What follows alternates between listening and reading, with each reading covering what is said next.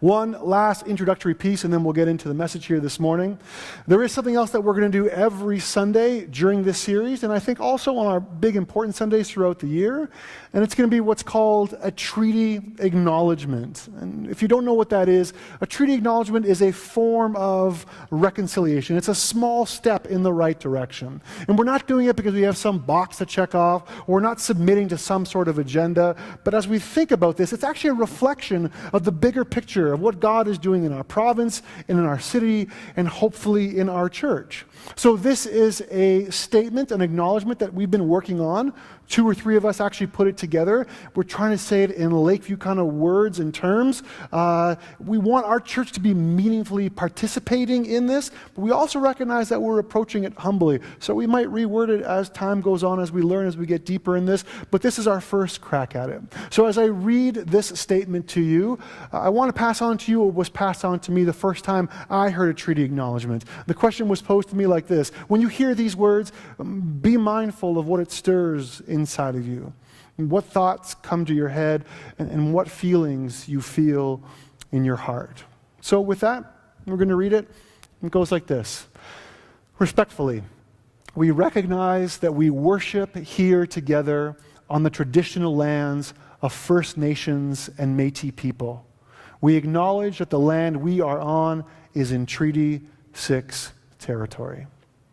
So with that, let's begin. Have you ever received something that you have no idea what to do with? You didn't necessarily ask for it, you're not exactly sure what it is, and you're pretty sure you're not even sure if you actually want it. But any sort of normal human interaction, when you see something that is new, one of the very first feelings that springs up inside you naturally is this childlike curiosity. And you wonder, well, what is that? And where did it come from? And what's inside it? And what's it doing here? And what does it mean for me? And as we begin to approach something that we've never seen before, something we're not quite sure what it is, something we're not quite sure if we want it or not, as this curiosity begins to build, we begin to form a considered approach. And how am I going to interact with this? What am I going to do with this? What are the handling instructions of this type of thing? Oh, fragile, cool, got that, understand what that means. Oh, this side up, all right, that's great. So sometimes when we receive something that we don't know what it is, it comes with these handling instructions, something that shows us how we are supposed to look after it. But those instructions don't actually cover all the bases. Sort of like, is this a heavy box or is it a light box? How do we find out? You know, for some, it might be heavy.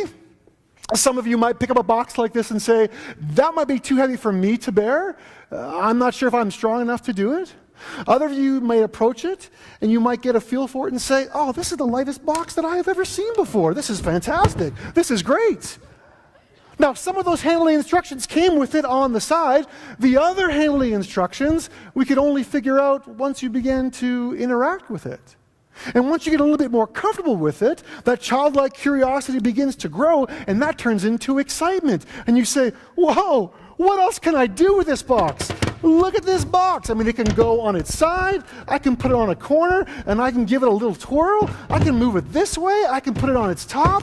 Oh, and if I'm feeling really good about it, I could maybe even, let's see, can I do, yeah, that makes sense. There's a lot of good things that can happen with this box. And all of that is based on my excitement towards it. My approach is influenced by wonder and exploration and discovery. What is actually here? Wow, this is really new to me, even if it's not totally new overall.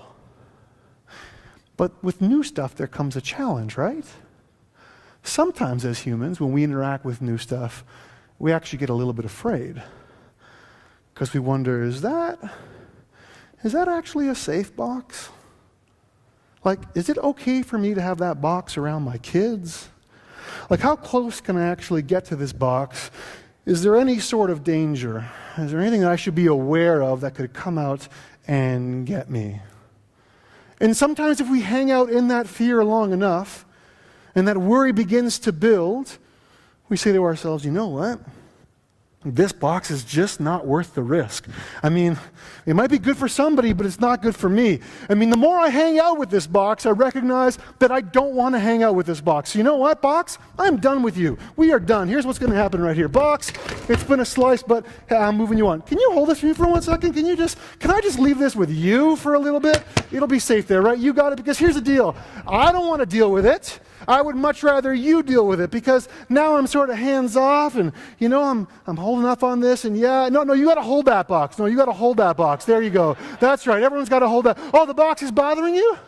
Is that box causing you trouble? Oh, box, you caused me trouble. Now you're causing my buddy Ian trouble. That's it, box. I'm taking you, box. I've had enough with you. Let's be honest here, box. You cause me problems, you cause my friend problems, so I'm going to take you over here, box, and I'm going to put you right there. No, I don't want to hear it. No. Stop. No, I don't want to hear it. I know what you're trying to say. I know what you want to say. I know what you want me to feel or think. No, but I am not having any of it. No, we're done, box. We're done. I didn't like it when you were with me. I didn't like it when you were with my buddy. We're done.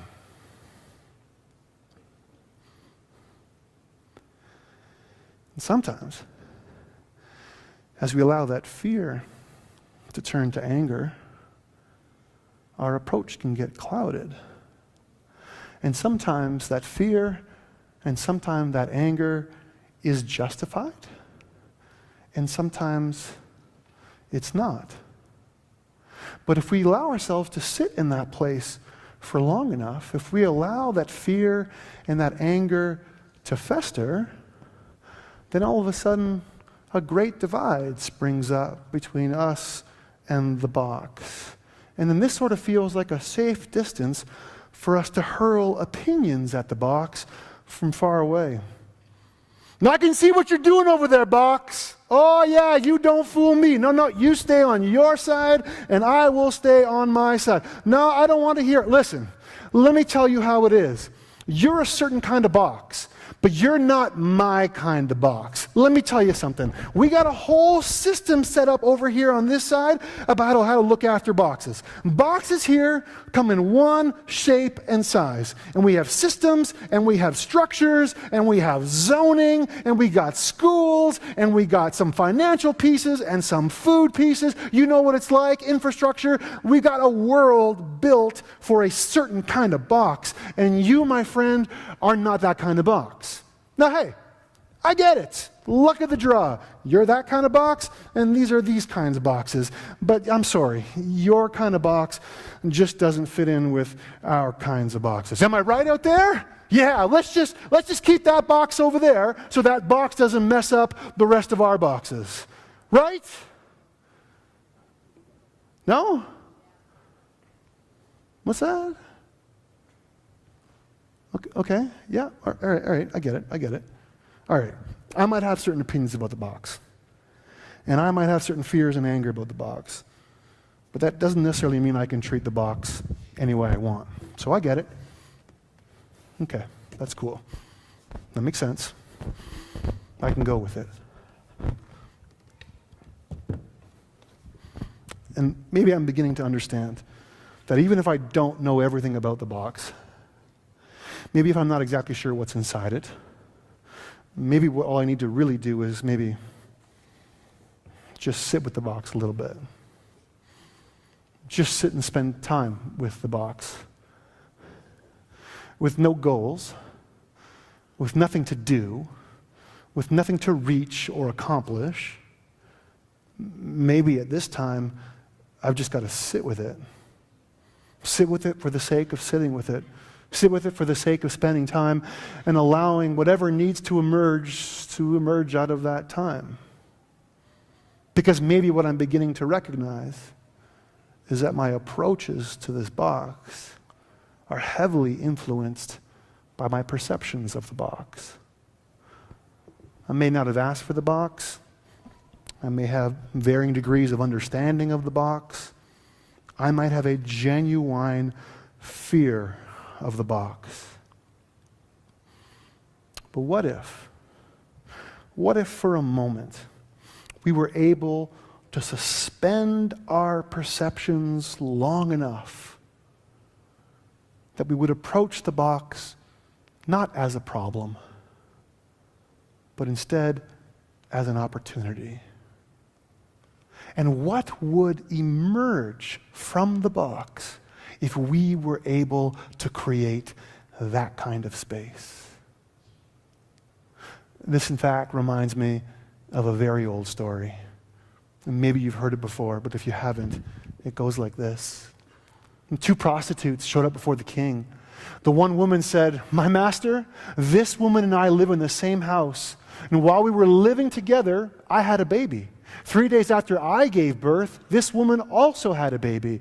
And we were alone, and there wasn't anyone else in the house except for the two of us. The infant son of this woman died one night when she rolled over on him in her sleep. And she got up in the middle of the night and took my son," I was sound asleep, mind you, "and put him at her breast and put her dead son at my breast. And when I got up in the morning to nurse my son, here was this dead baby.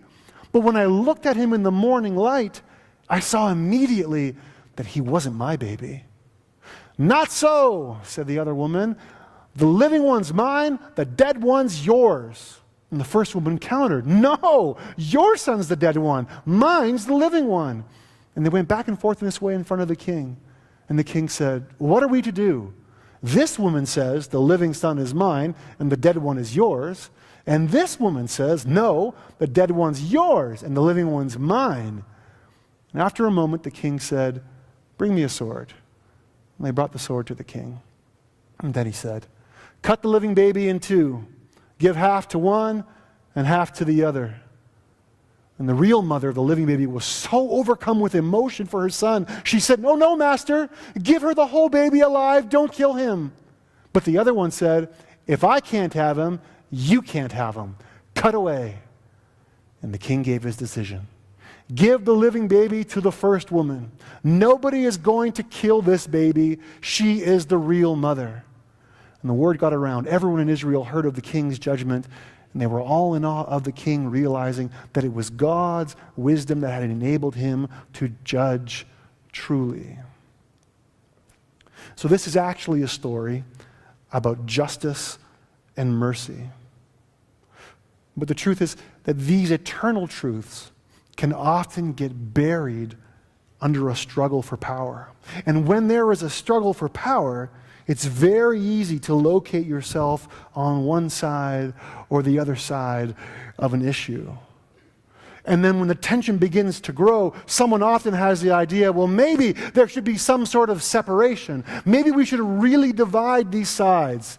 All in the name of justice, all in the name of rights, all in the name of someone getting their half, getting what they are due. Because some people are very afraid of what they might lose. And then there are other people who are in deep pain because of what they have already lost. So the solution then can't be to slice something in half. Because if you take something that is living and you cut it into two pieces, it ceases to be alive and everybody loses. So what we see in this story is a better approach. It's a justice that stems from mercy. Because you see, the real mom is willing to forfeit her justice and her rights for the sake of her child. And when she is confronted with the possibility that she might lose her child, she lets go of her rights. She lets go of her ego. She lets go of her possessiveness. And things begin to switch for her. She lets go of grasping what is rightfully hers to ensuring that her child survives. And in that moment is that suspension that we were just talking about. That suspension of fighting for power and control.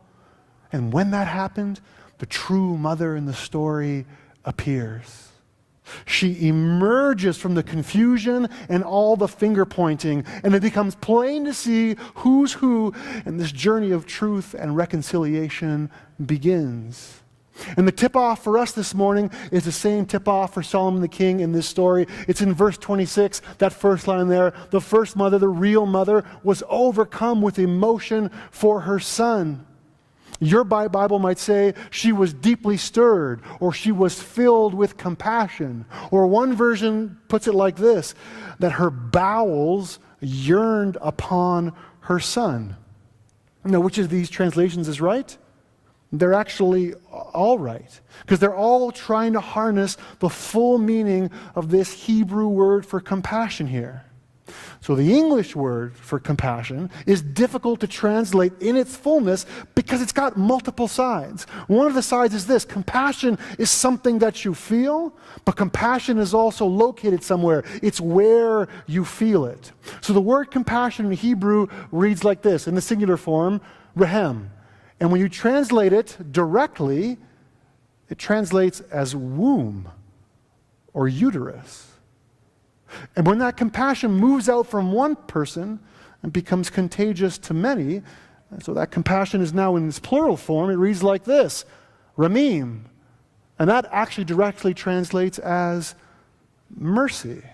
Same word. You see where this is going?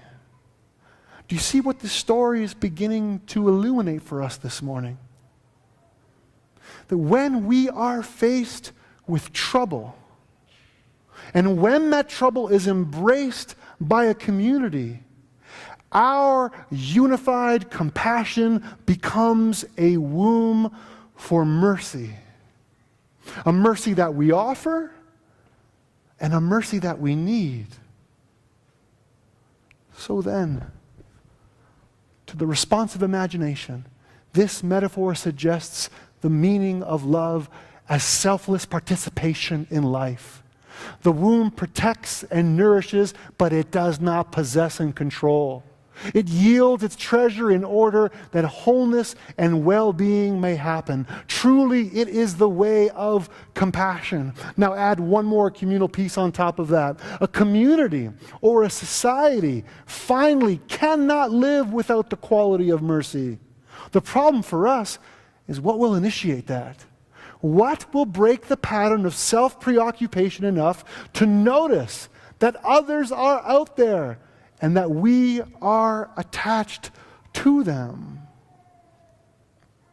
You see, the story of the two moms and the two babies and the one sword is obvious to us now. We read it, it's clear, I know who's who, I know who's in the right and who's in the wrong, and now we can deal with it. But in our moment, with our babies and our swords and our preoccupations and our struggles for power and our perceptions and our approaches, is it that clear? Most days it doesn't feel very clear. Most days it feels very foggy. So then what are we to do? What approach does this actually call for? Poet Sarah Kay, in an interview talking about what it means to empower marginalized voices and to support those whose stories are erased from mainstream narratives, adds this for us. She says that we are called to speak the future into existence, to change the landscape for those who will come after us. So when I first heard this quote in my earbuds, I was like, oh, that's so great. I love that. That makes sense. I feel like I've heard it before. I was like, I have heard this before. This is not her material, and you've heard this before too, but you've heard it more put like this. Comfort, comfort my people, says your God. Speak tenderly to Jerusalem, a voice of one calling. In the wilderness, prepare the way for the Lord.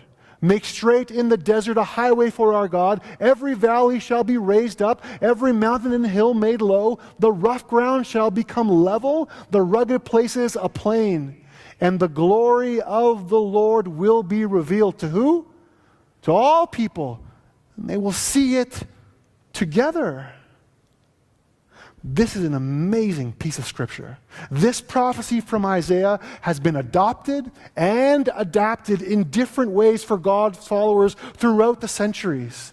And it's been used to help them keep their heads above water when everything is bleak, when everything is broken, and when the future seems dark.